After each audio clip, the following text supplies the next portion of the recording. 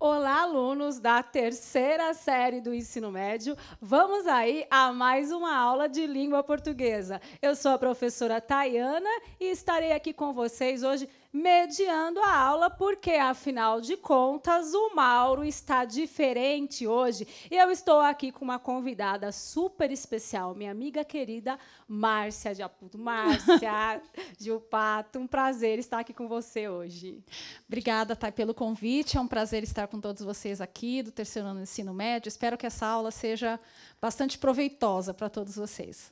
Então, gente, vamos lá. Nós estávamos trabalhamos os temas possíveis Enem, voltamos agora aí às habilidades essenciais. Então, a gente já trabalha as habilidades essenciais, porém, não estamos ainda com o material Aprender Sempre, será a partir da próxima aula. Então, a partir da próxima aula, os professores que estiverem com dúvida, pode mandar lá para o nosso Instagram, Língua Portuguesa, CMSP_EM.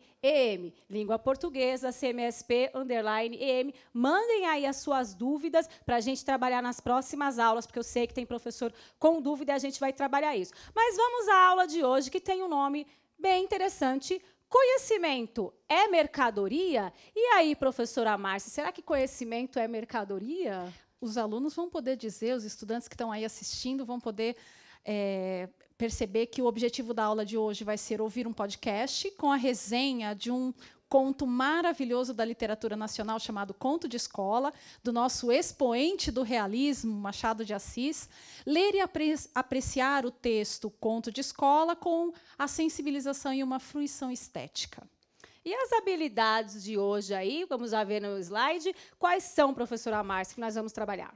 Nós vamos relacionar informações sobre concepções artísticas e procedimentos de construção de texto literário com os contextos de produção, para atribuir significados de leituras críticas em diferentes situações. Vamos ainda planejar e produzir e editar textos orais escritos e multissemióticos. Então, nós vamos aí trabalhar competências e habilidades com vocês. A aula de hoje promete. E nós temos aí também os conteúdos da aula de hoje. Qual o conteúdo da aula de hoje? A apresentação de um dilema. Então, nós temos também, depois vocês vão acompanhar um vlog que eu vou indicar para vocês. Hoje vai ser uma leitura de podcast. E a leitura do Conto de Escola de Machado de Assis, adaptado, e a compreensão desse texto. Nós vamos trabalhar hoje a compreensão do texto, que vai ser algo interessante aí para vocês trabalharem conosco hoje. E agora que eu estava aqui pensando, dando esta aula, eu acabei me lembrando, né, que eu tenho aí uma amizade com a professora Márcia há um tempo, né, professora Sim. Márcia? Quanto tempo a gente se conhece? Há mais de 10 anos. Mais de 10 anos. Nós já demos aula aí presencialmente, eu e a professora Márcia, e eu não podia deixar de convidá-la para estar aqui. Só que eu estou com um problema, gente. Eu tenho uma prova para fazer na segunda-feira. Eu vou falar para ela agora, ela nem estava sabendo. Na segunda-feira eu tenho uma prova para fazer. E eu sei que a Márcia, ela tem muito conhecimento, mas muito mesmo, específico, e poderia me ajudar nessa prova. Professora Márcia, eu queria sua ajuda nessa prova. Eu queria muito que você me ajudasse, trabalhasse comigo, estudasse comigo. Só que, assim, eu não vou fazer uma coisa assim de graça, né, gente? Olha, eu vou pedir para você fazer isso, mas eu vou te pagar. Te pagar para te assegurar que você vai... Não, você não vai fazer de graça, né, gente? Uma pessoa com conhecimento desse tem que pagar. Peraí, tá. Como Nós não? somos amigas, né? E eu tenho todo o prazer em te ajudar aí no que eu puder com essa prova, mas pagar não, né? Não, gente, mas você acha justo? Eu acho que tem que pagar, porque você tem muito conhecimento. Mas eu não vou, você não vai, eu não sou sua professora, eu sou apenas uma amiga, eu estou te prestando um favor. Ah, mas eu quero que você, eu quero ter assegurado que você vai me ensinar muito bem, com vontade, com o Anne me pagando, sempre é melhor, né, gente? Tá, e você sabe que isso tem um nome, né? Que nome? Ajuda. O nome disso é Toma lá da cá. Toma lá da cá? Eu nunca pensei nisso. Sim, você troca favores remunerando a outra pessoa, recebendo algum numerário em troca de um favor. Isso não é muito certo. Sério? Isso não é muito certo? Ai, gente, eu quero ter o meu direito assegurado. Mas aí eu vou jogar para vocês, alunos. Então, estamos com um dilema aí na tela agora. Dilema, toma lá da cá. É lícito e ético que entre dois colegas, quando um ensina ao outro, haja um pagamento pelo que foi ensinado? Vocês têm 1 minuto para responder. Me ajude aí a entender esse dilema, que eu não entendi ainda. 1 minuto e a gente já volta.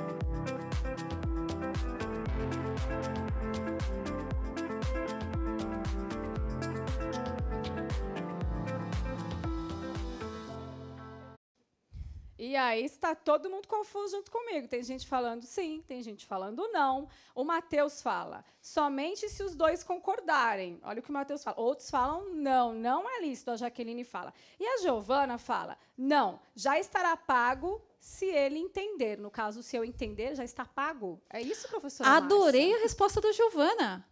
Por quê? Justamente esse toma lá da cá está muito presente, a gente ouve na mídia em geral, está muito presente na política brasileira, mas será que é lícito?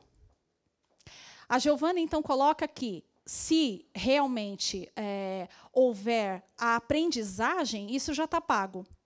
Mas isso não é um dilema que está presente apenas no século XXI. E eu estou dizendo que é um dilema porque você viu, a Thay falou que muitos disseram sim e outros disseram não. Esse é um dilema presente desde há muito tempo.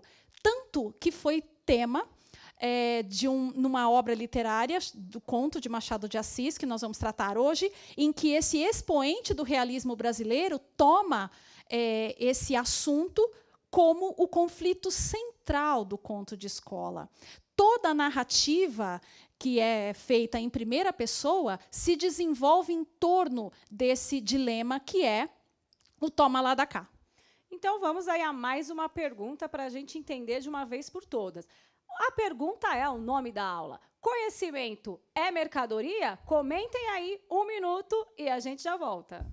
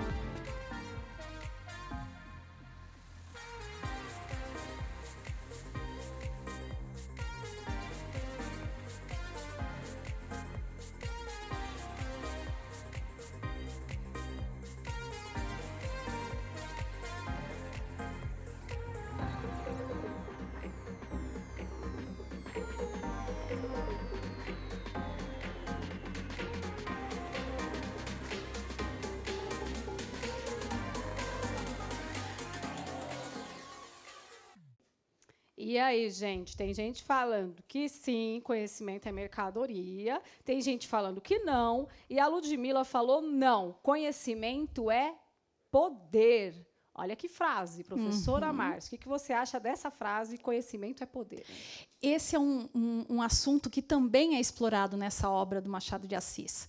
O poder que como uma obra literária que explora as mazelas sociais que se manifestam em diferentes instituições, e a escola é uma instituição que é passível de crítica nesse conto do Machado de Assis, a questão do poder, do conhecimento advindo do poder, ele é também tematizado. Na nossa aula de hoje, nós não vamos explorar profundamente, mas, como a Thay bem falou, depois nós teremos um vlog que vai trazer uma resenha que vai explorar muito mais esses elementos mais subjacentes aí ao conto do Machado de Assis. Gente, para sintonizar vocês no conto, eu vou dar uma pergunta aí de 30 segundos para vocês. Qual é a característica do conto? Qual é o público-alvo e qual a finalidade de um conto? 30 segundos e a gente já volta.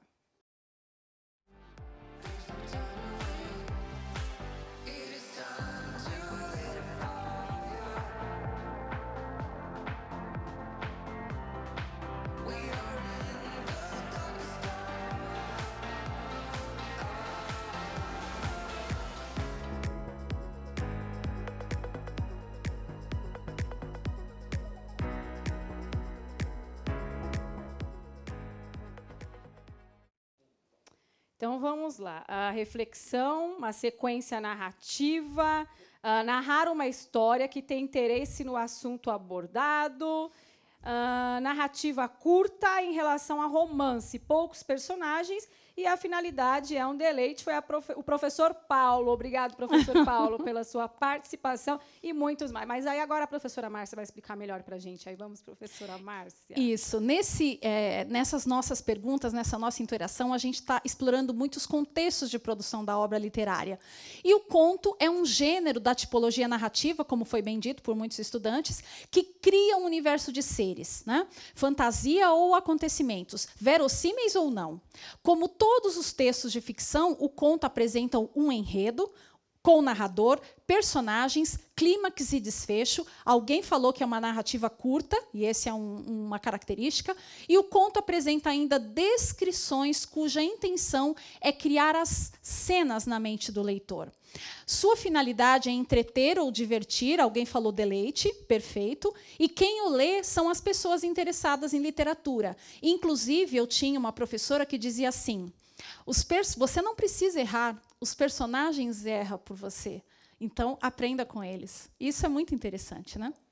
E aí nós vamos ouvir agora o podcast Conto na Escola, de Machado de Assis, com a professora Márcia. Agora vocês podem acompanhar o podcast. É até um incentivo para os professores aí fazerem também com a gente. Vamos lá, então, ouvir já o podcast.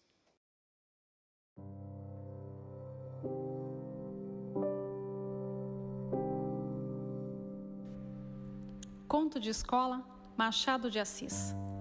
A escola era na Rua do Costa, um sobradinho. O ano era de 1840.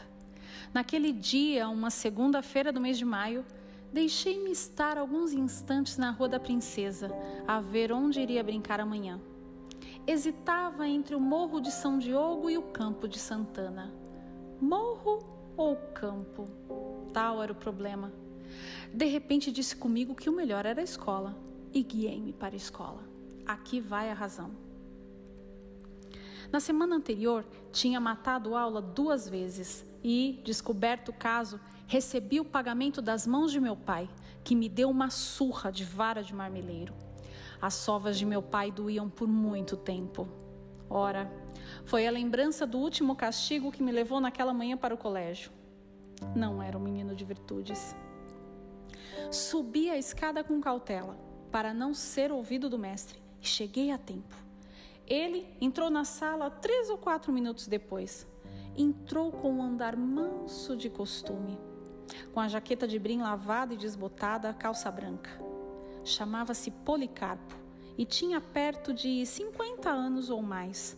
Uma vez sentado, relançou os olhos pela sala.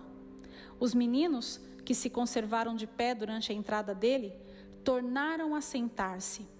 Tudo estava em ordem. Começaram os trabalhos. Seu Pilar, eu preciso falar com você, disse-me baixinho o filho do mestre. Chamava-se Raimundo este pequeno, e era mole, aplicado, inteligência tarda. O que será que Raimundo irá falar?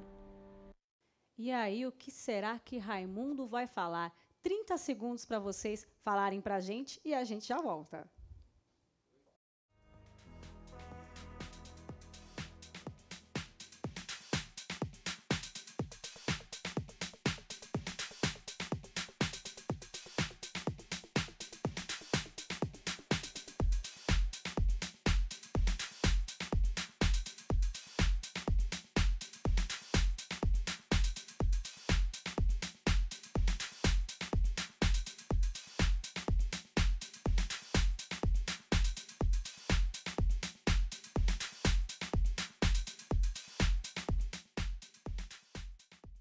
Vamos lá, o Guilherme fala, ajudá-lo na escola?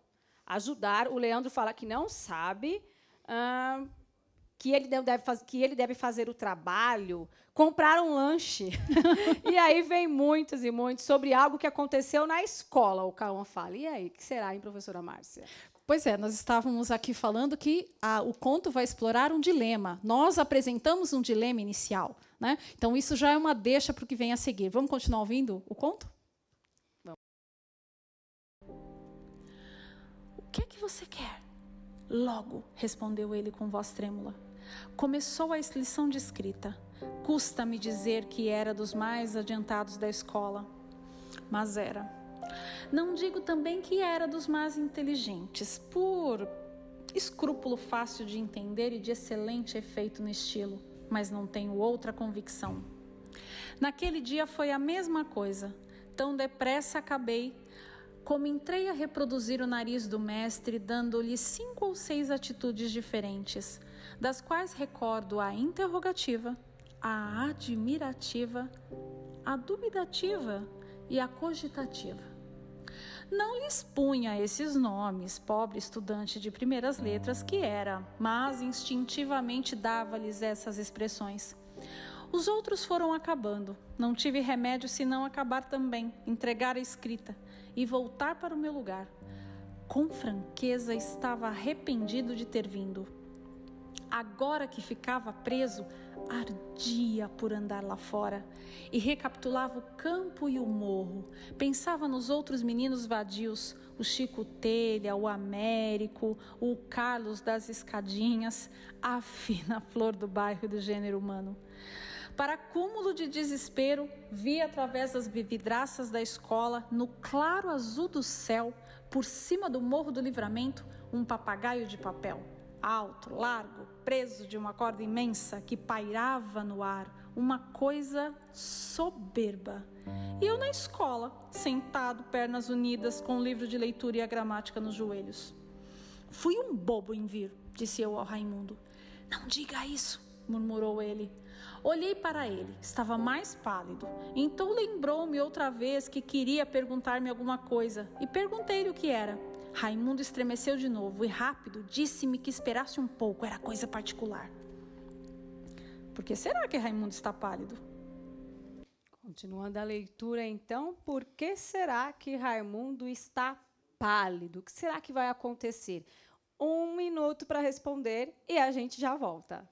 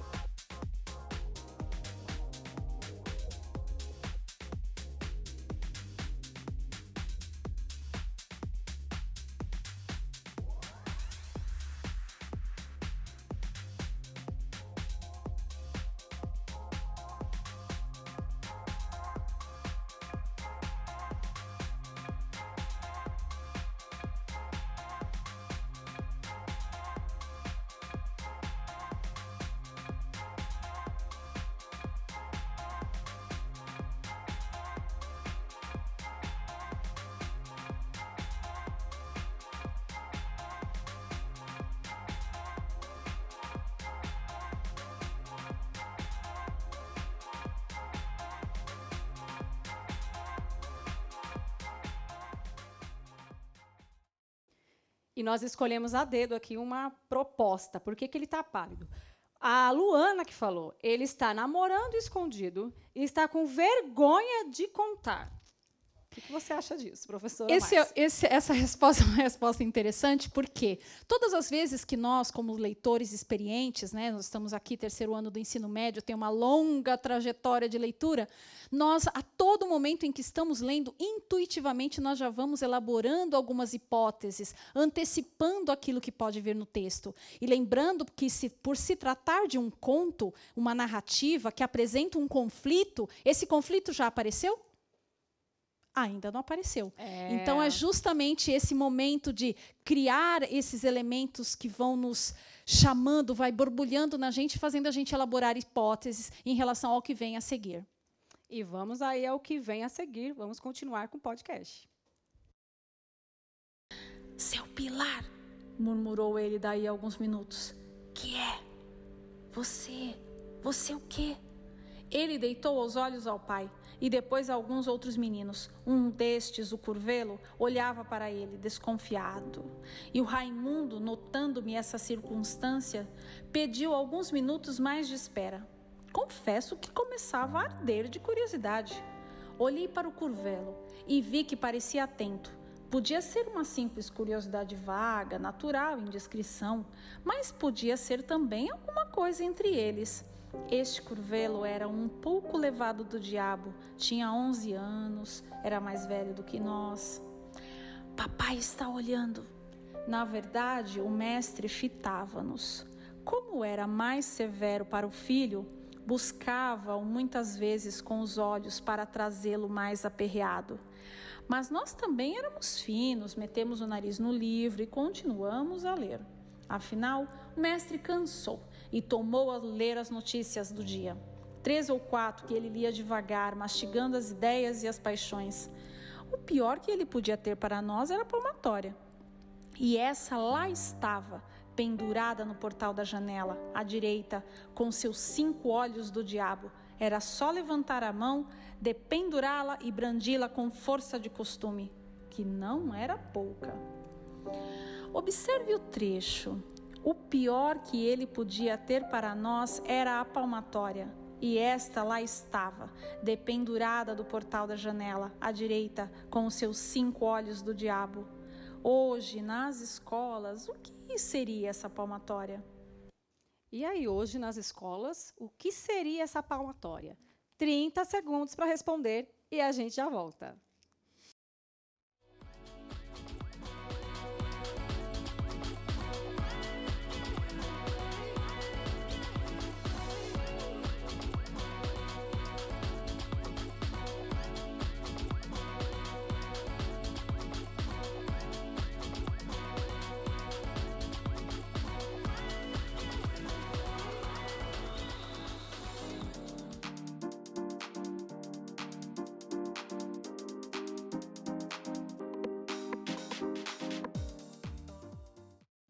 É a suspensão, é o castigo, é a sala da direção, é um castigo. Olha, bronca, diretoria. Fluiu aqui, professora Márcia.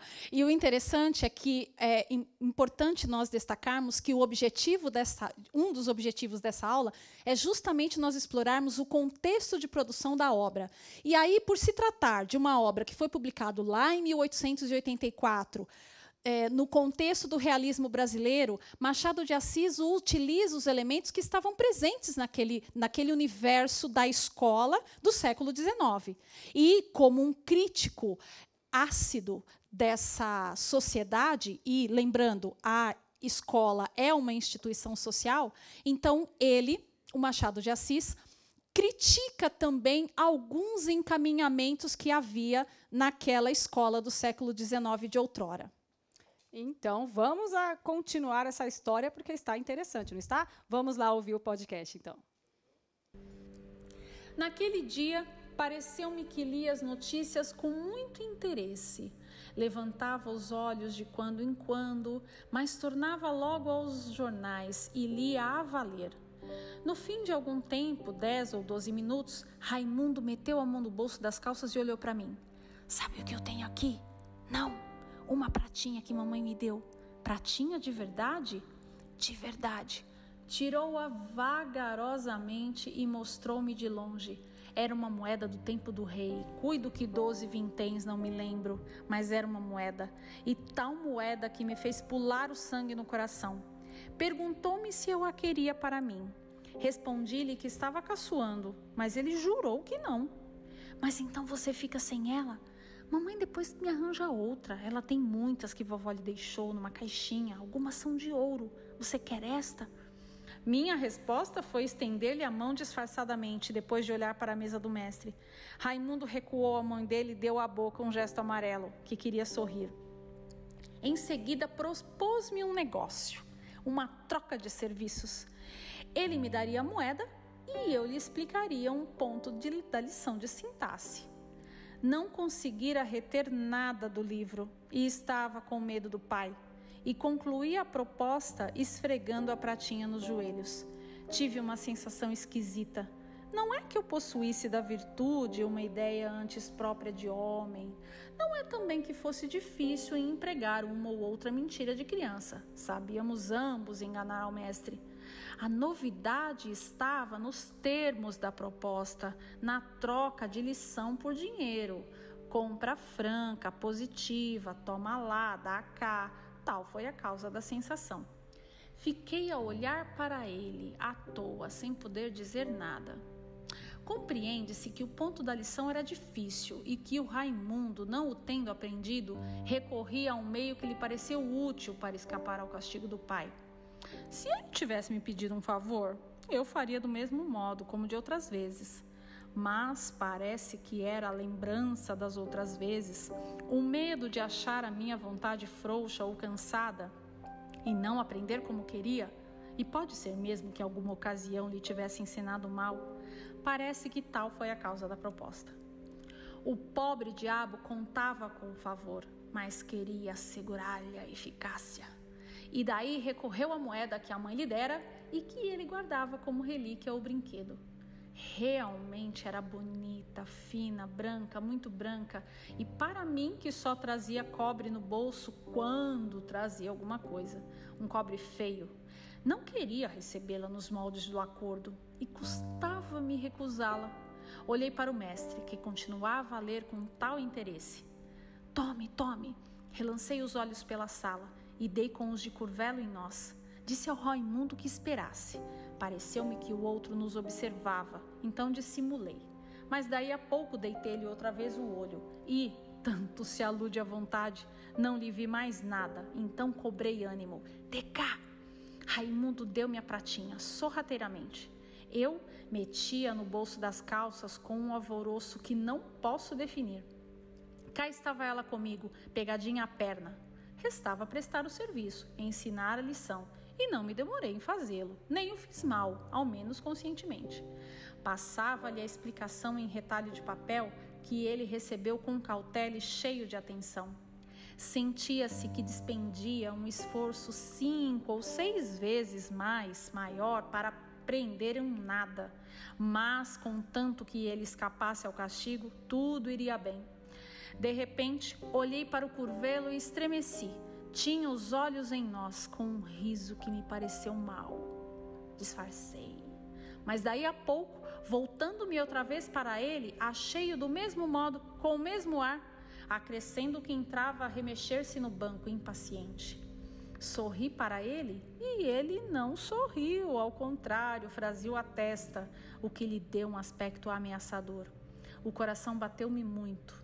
Precisamos mais cuidado, disse eu ao Raimundo. Diga-me isto só, murmurou ele. Fiz-lhe sinal que se calasse, mas ele instava e a moeda cá no bolso lembrava-me o contrato feito.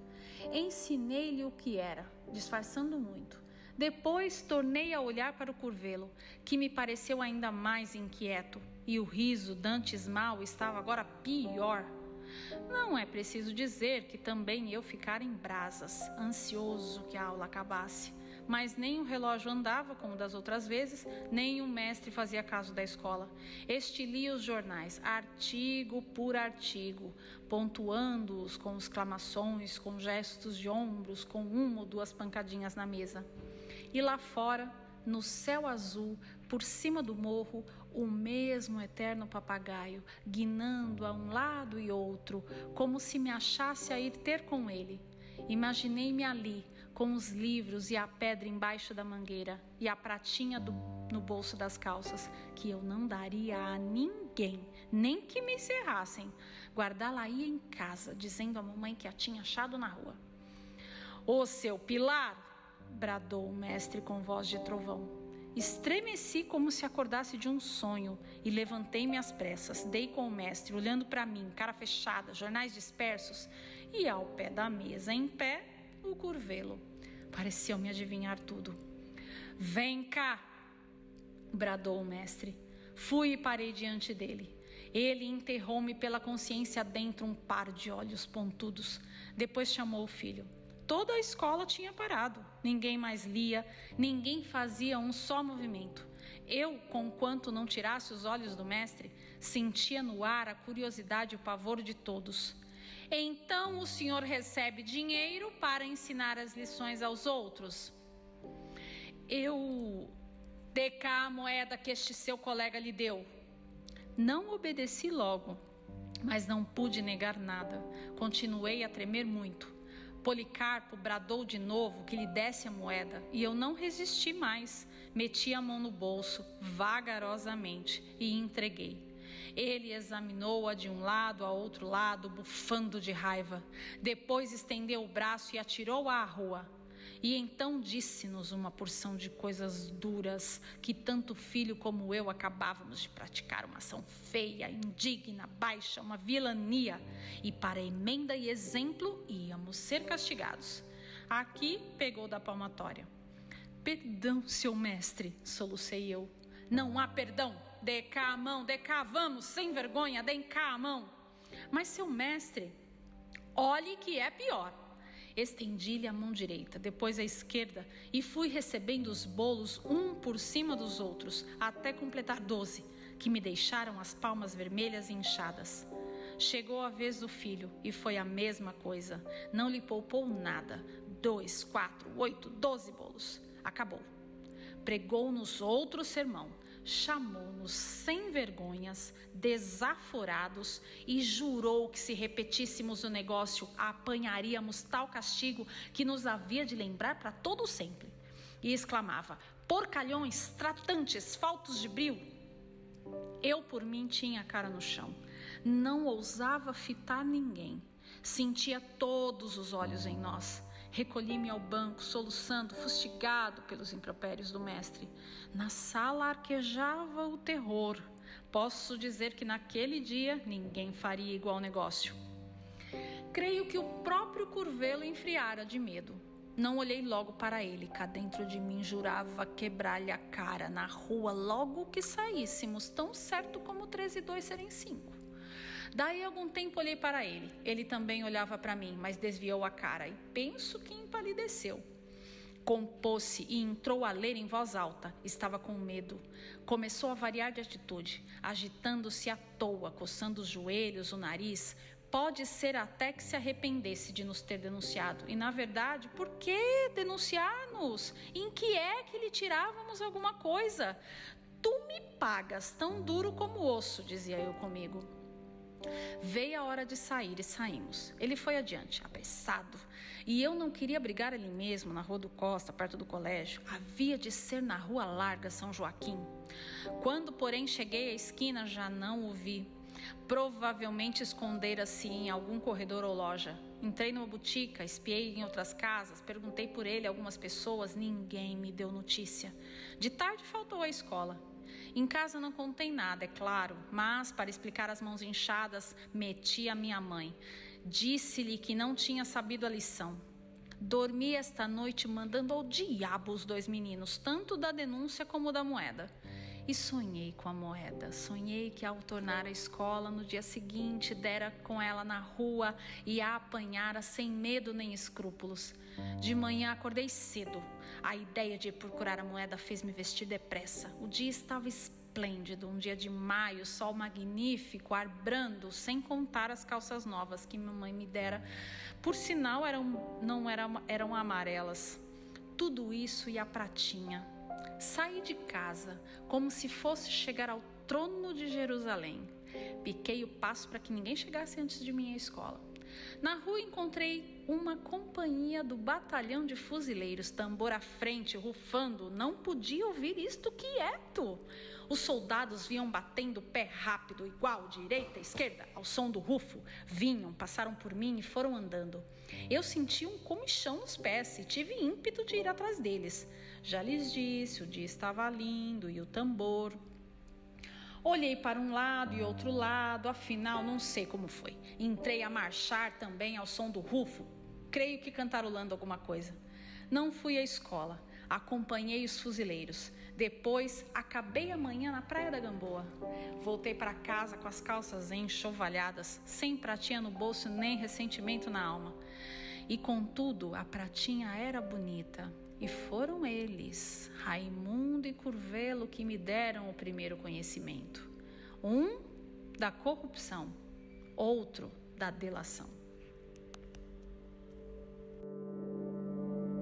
Gente, que conto, né? Vamos a uma pergunta. Eu vou abrir o chat, vocês vão respondendo e a gente não vai parar por causa do tempo, certo? Então vamos à primeira pergunta aí. Qual a mensagem central desse conto, gente? Vamos lá ver. A corrupção nunca compensa, a Ana Carolina fala. E o pessoal está aqui gostando, achou maravilhoso, conto incrível, leitura impressionante. E eles falam aqui que realmente fala sobre a corrupção, professora Márcia. Aquele nosso dilema inicial, né, que a Sim, gente trouxe. exatamente. E aí o conto de escola nos diz, é certo, conhecimento é mercadoria entre dois amigos? É para se pensar, né? Então, aquilo que parece uma coisa do dia a dia banal, Machado de Assis coloca para a gente refletir, não é verdade, professora Márcia? Quer falar mais alguma coisa? Eu queria dizer justamente a questão dessa narrativa e do fato de Machado de Assis ser um expoente da literatura nacional.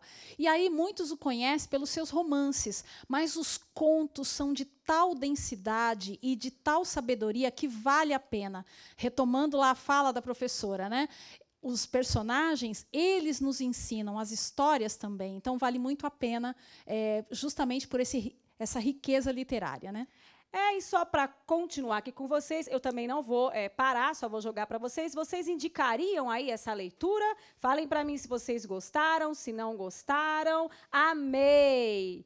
Exatamente. Eles estão aqui comentando que a culpa foi do Raimundo, estão aqui comentando, e é muito comentário. Gente, se vocês quiserem ler este conto completo, tem aí o Conto na Escola, de Machado de Assis, vocês podem acompanhar o conto completo. A gente não leu o conto completo, né, professora Márcia? Nós adaptamos. Adaptamos para dar tempo aqui na nossa aula, mas os professores podem trabalhar. E também podem fazer o podcast. Baixa lá o Anchor, que é um aplicativo, e é muito fácil de fazer, dá uma empolgação quando a gente começa a fazer, né? Quando eu fiz o meu também, fiquei empolgada. A gente cria canal. Faz coisas. Gente, depois compartilhem aí com a gente as impressões que vocês tiveram lá no nosso Instagram, Língua Portuguesa, CMSP_EM, Língua Portuguesa, CMSP_EM.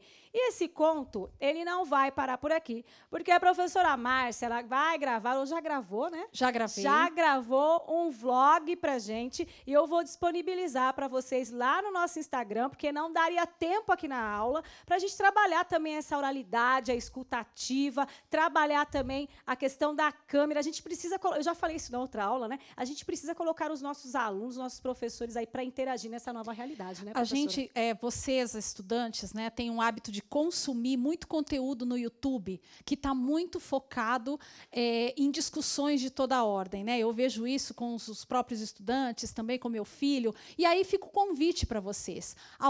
Na medida em que vocês leiam algum livro, algum conto, façam isso que a Thay recomendou, criem um vlog e comecem aí a gravar os seus conteúdos e disponibilizar na web. E é isso, gente. Então, avalie aí a nossa aula. Foi um prazer estar com vocês hoje. Preciso que vocês avaliem a nossa aula, veja aí o que está faltando. Professora Márcia, foi um prazer ter você aqui de novo. Thay. Obrigada, dando a você aula pelo juntas convite. Depois de tanto tempo. Gente, foi um prazer estar aqui. Avalie a nossa aula e também tem aí o Movimento Inova. Segue aí na tela que vai bombar aí, ó. Tem os dias aí certinho para vocês verem, gente. Foi muito bom estar com vocês e a gente vai voltar com as atividades aí do caderno Aprender Sempre na próxima aula. Quem tiver dúvida aí, vai falando com a gente e segue lá que vai ter no blog, vai ter no Instagram, vai ter lá o vlog da professora Márcia, tá, gente? Tchau, tchau. E até a próxima. Até.